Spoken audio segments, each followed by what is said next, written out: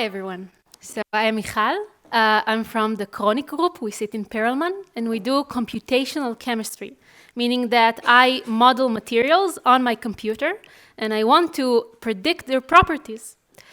Today, I'm going to tell you a story about Roy, a very interesting crystal, which I studied by modeling. And we also published this story almost a year ago in the JCTC journal.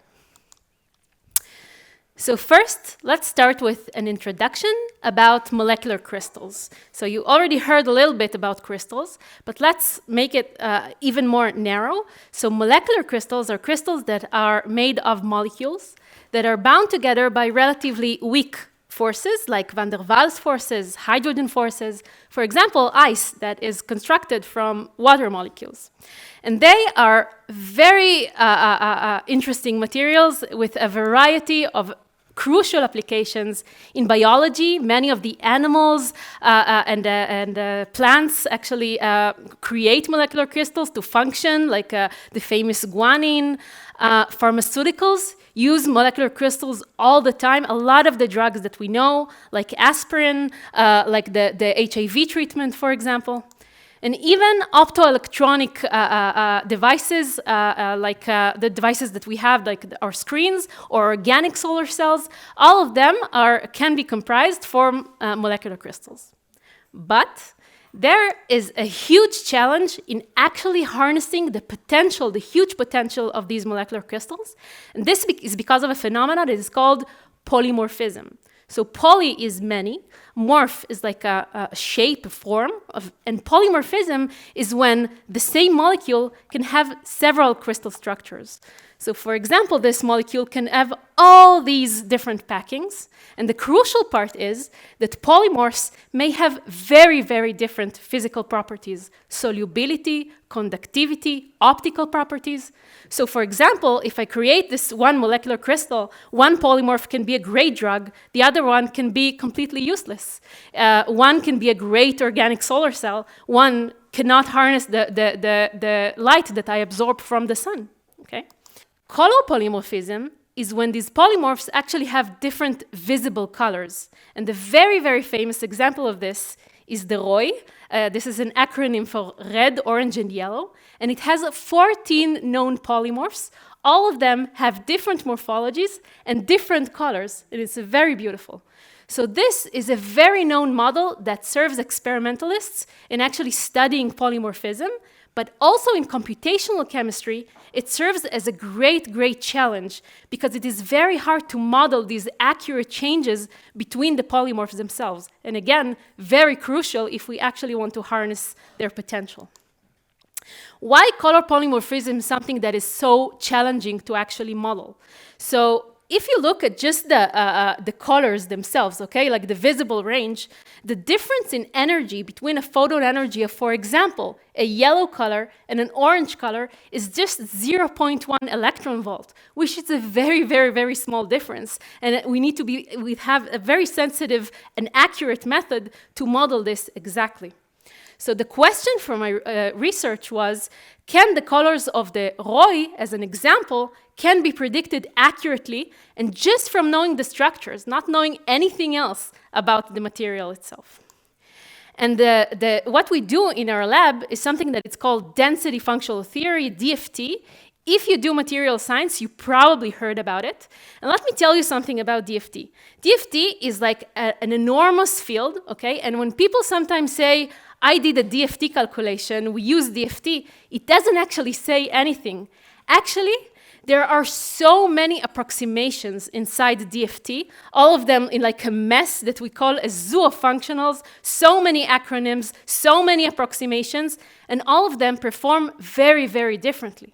So for example, if we look at this molecule, which is a green dye, okay, and we know from experiment that it's green, all these very, very scary, it's just names of different approximations within DFT, and they give so many different results. Some of them think that it's actually red, some blue, okay, and some actually get the correct color.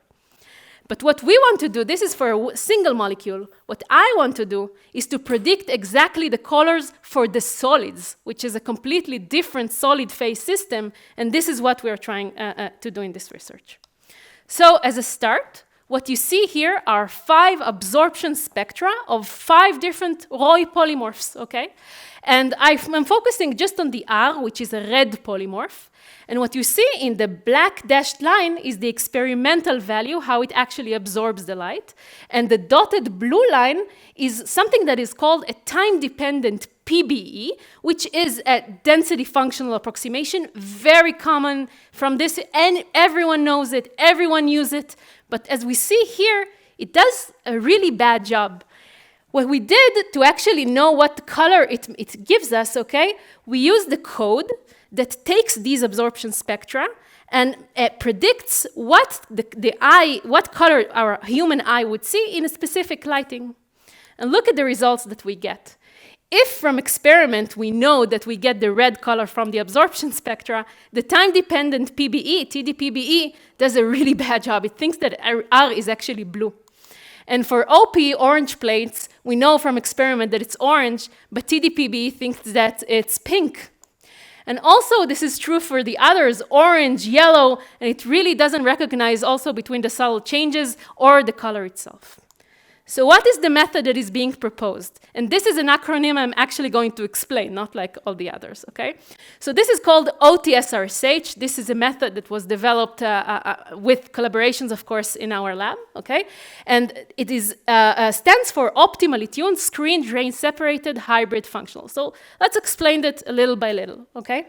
First, what we do with density functional approximation is that we use the electron density and we apply some potential approximation on the electron density to predict the properties. Now, many of the functionals use this one approximation for the entire electronic density everywhere, okay? And this is how they predict the properties. Hybrids mean I have 2 different approximations that I mix between them, okay? And this is how I describe this density, okay?